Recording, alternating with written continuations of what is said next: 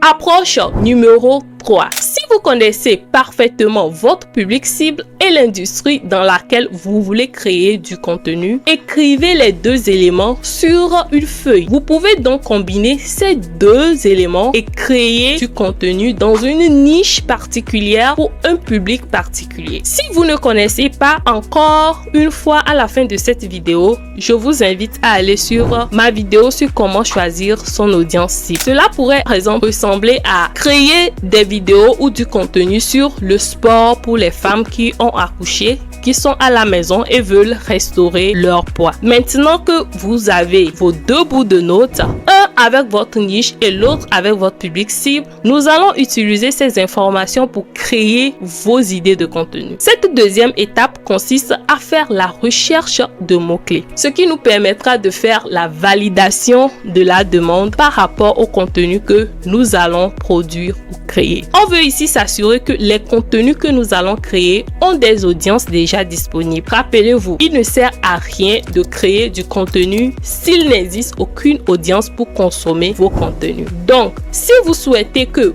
vos vidéos ou contenus soient classés sur une plateforme de médias sociaux, vous devez vous assurer que vous prenez le temps de faire la recherche de mots-clés, car c'est ce que les plateformes, surtout YouTube et Google, utilisent pour diffuser votre contenu vers les bonnes personnes.